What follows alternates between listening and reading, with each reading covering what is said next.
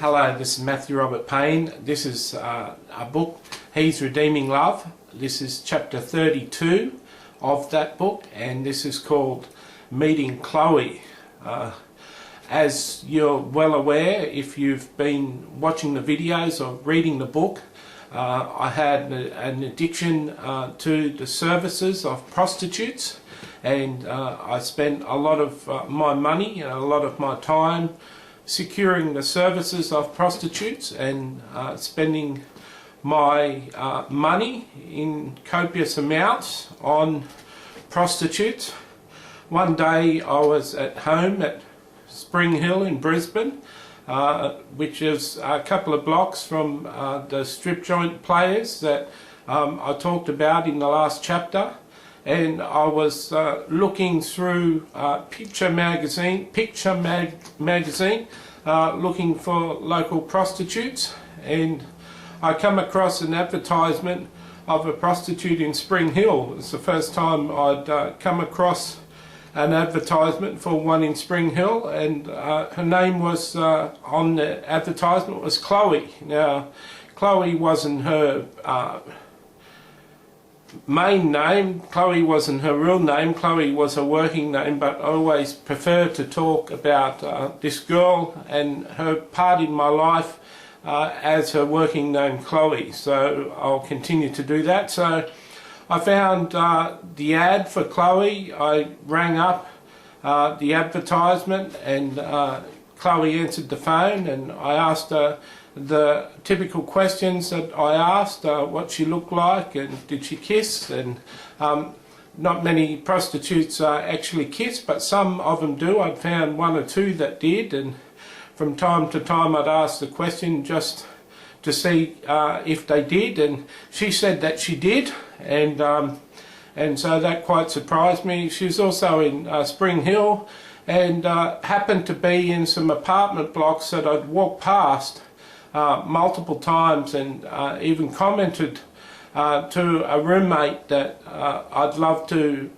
live in one of those apartments. I'd love to visit one of those apartments. So I went to the apartment block that she was in, and pressed the security downstairs and the intercom, and she said, "Is that Matthew?" And I said, "Yeah, it is." And she told me directions. She opened the gate and told me directions on how to get to a unit, and I opened the gate and went up to her unit and pressed the buzzer on the door, and Chloe came to the door. Now, there was nothing really outstanding about Chloe in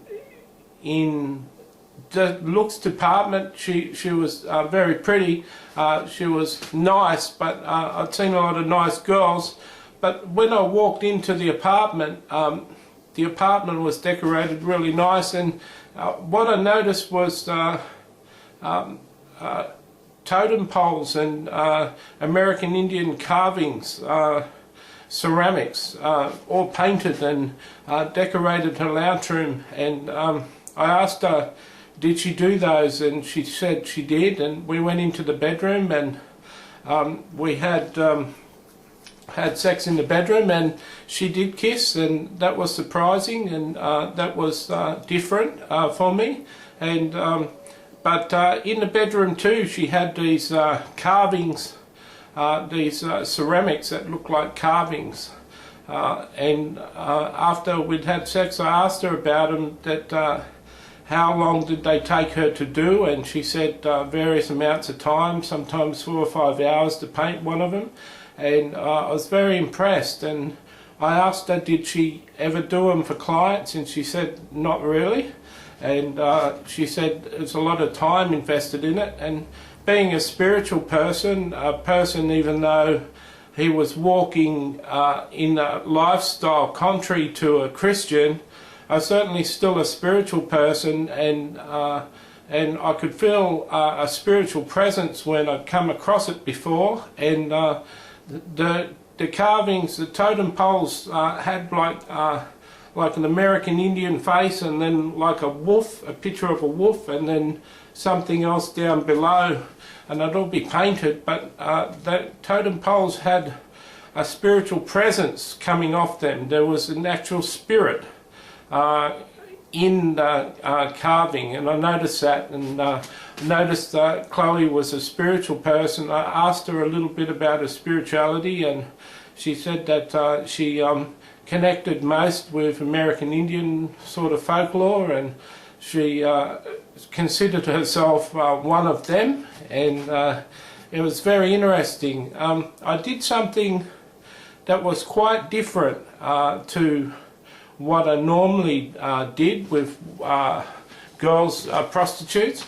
I've said before that I used to go from one prostitute to the next, and I liked variety, and I continued to only see a prostitute once.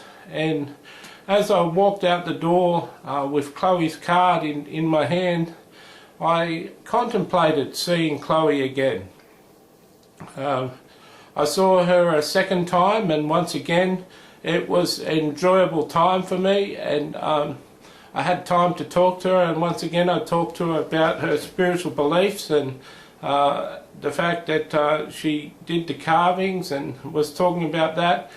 I also was in a position where I had my manuscript of my book, The Fallen Ones, that I'd written about prostitutes, and I asked her if she wanted to have a look at the manuscript, if she'd want to read a manuscript about a couple of King's Cross prostitutes, and whether she'd be interested in reading. She said she wasn't really a reader, but she didn't read very often and was a slow reader, but she said she'd read my manuscript, and I remember the weekend I gave her the manuscript. Every few hours I'd ring her up and ask her if she'd read much, and she told me to stop ringing her. You know, every time I rang her I was interrupting her reading, and that she'll ring me when she's finished the manuscript. Chloe lived in Spring Hill, just 2 blocks away from Players, the strip club, and we got many men that came out of Players and asked us in the taxi to take them to a prostitute. Can we find a prostitute for them? And there was a place in Brisbane that called Fortitude Valley and New Farm, mostly Fortitude Valley, where prostitutes used to walk the streets like King's Cross in Sydney. And so I was in Brisbane, and I used to take them down there up until I met Chloe, and I spent time with Chloe and found out she was a fabulous person. She was really easy to talk to and funny, and she was pretty, and she was just beautiful. I was starting to fall in love with her, and you may think this was strange of me. Might wonder if I'm strange, if you haven't already thought I was strange in the process of watching this book or listening to this book. But when I came across guys that seemed to be nice guys, I used to tell them that I knew a working girl that was just up the road, and if they want to wait a tick before I turn the meter on, I'll ring her and see if she's available. And most of the times I rang her, it was okay for the man to pop up there, and Chloe used to ring me back on my phone. I used to pick the guy up and take the guy back to his house, wherever he lived in Brisbane. So sort of worked both ways. I did that for a while. I used to take the guys home after she'd been with them, but after a few weeks I got tired of hearing what the guys actually thought of Chloe when they got in the car, starting to give me feedback on the girl that I'd recommended to them. and I sort of felt a bit jealous, a bit, not so much jealous, but saddened by the disrespectful, sometimes disrespectful comments about Chloe. And so I got to a point where I would simply drop the guy off and then not pick him up and take him home. I'd go and do other business and get other business in a taxi rather than picking the guy up and taking him home. That's simply because like I said, I didn't want to hear what he had to say about the girl that I was beginning to love. Got to a stage in the process of seeing Chloe that I'd fallen in love with her, and it's not hard for me to fall in love.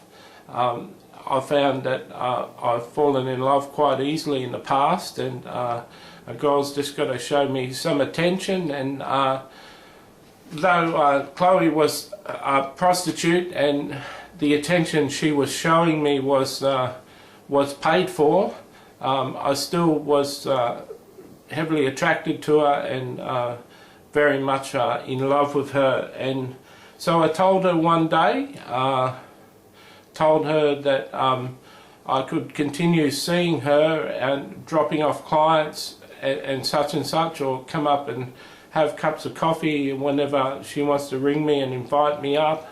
But as for seeing her as a client, I couldn't see her anymore. And she was shocked, and she asked me why was that so. And I said that I'd fallen in love with her and I couldn't see her anymore. I couldn't use her body in that way anymore because I loved her.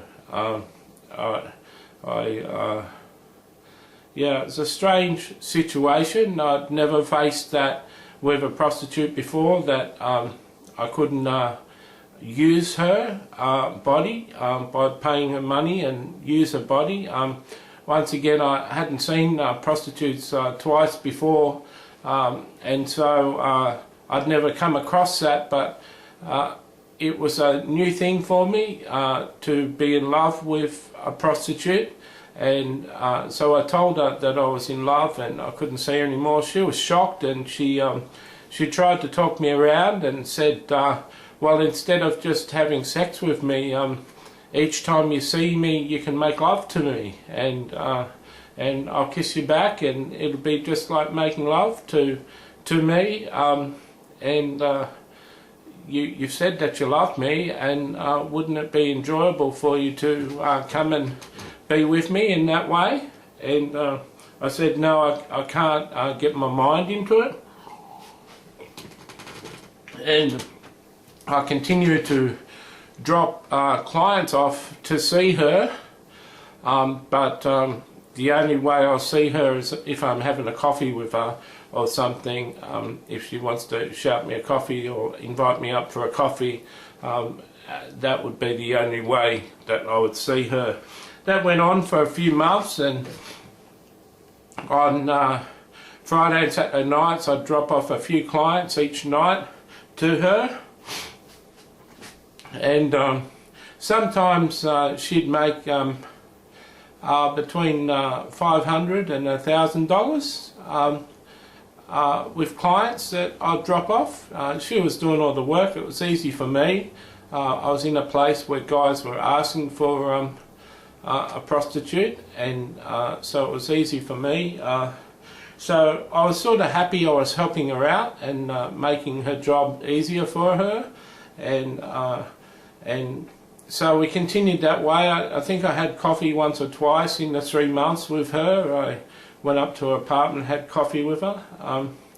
About 3 months time, about 3 months time, it was early in the morning, around 5 in the morning, and most of the prostitutes in Brisbane will have finished work and gone to bed, and I was in a position where I wanted to use the services of the prostitute, and I had money for it.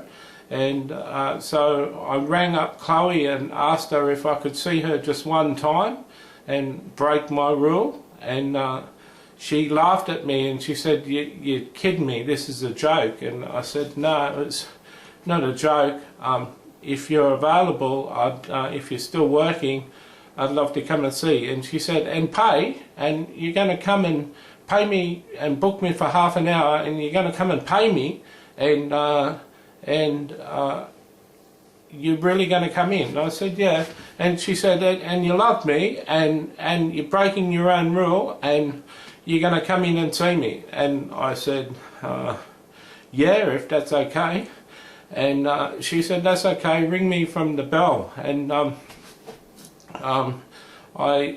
when you get there, she said. And so I drove to her place, and 20 minutes later I rang the bell downstairs, and she said, is this Matthew? And I said, yeah.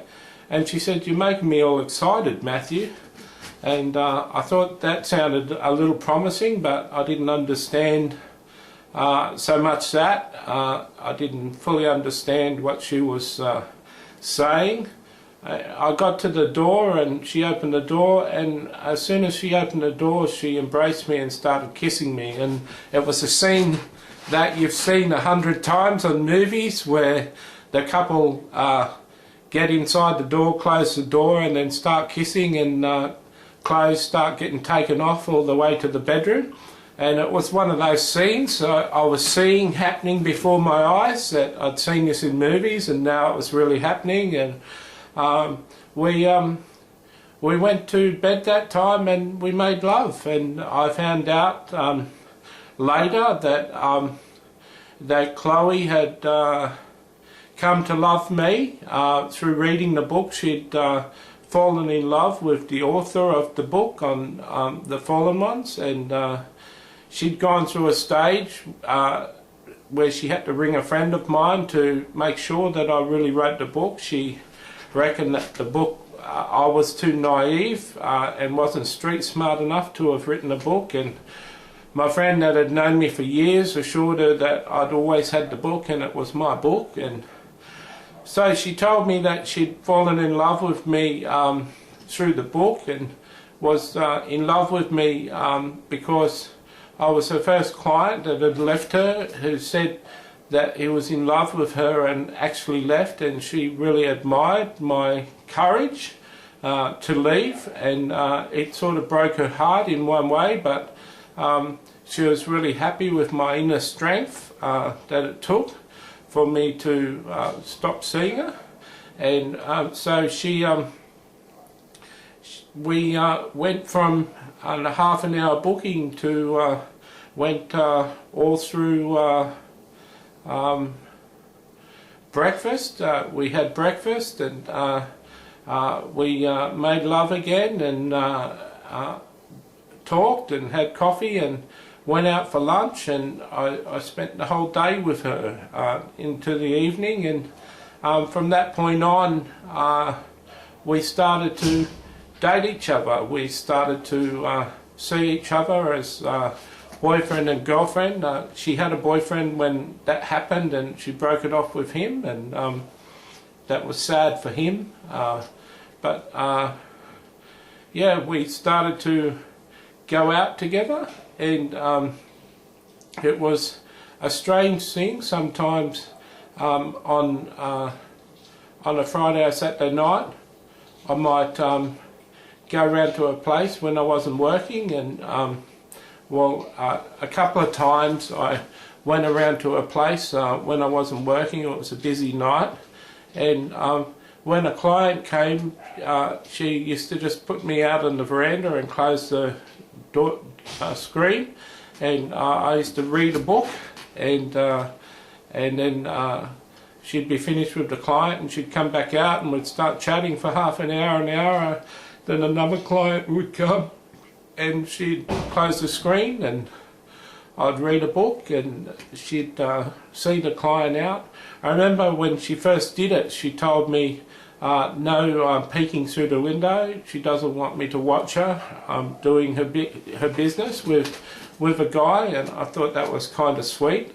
It wasn't something that I was particularly into, and the thought wouldn't even have crossed my mind for me to look at her having sex with a client. I'm told that this doesn't happen very often. I'm told that prostitutes don't normally date a client that they meet. All I can say to that is that's been true. I've seen numbers of prostitutes when I used to see them once every 2 weeks for many years, and I've seen lots of girls in the sex industry, and none of them I've dated, and so that's true for the most part, except this time Chloe read my book, and the book was a major part of her falling in love with me, and I don't think many clients have got a book based on prostitutes that they give to the working girl that they work, that they spend time with.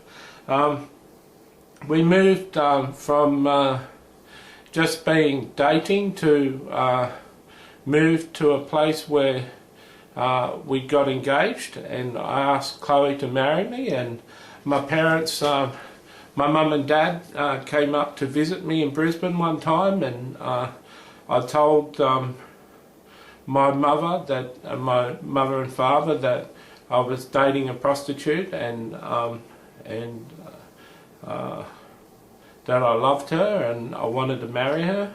And Mum had always known me as being a bit of a strange guy, and a guy that was hurt a lot from his first marriage, and wondered whether I was going to find love again. And I was so happy. I think it was the happiest time for me to see my mother sit down, mother and father sit down with Chloe and have coffee and cake. And my mother actually paid for the bill, and Chloe went to give her some money, and she said, "No, you pay the bill next time." And I thought it was very funny, that happened, and to see the exchange between the two women. There was a subtext like, "I want to see you next time, and I want you to still be with my son next time." And there was this feeling that my mother had no shame of her son dating a prostitute. It was really a healing to me to see that.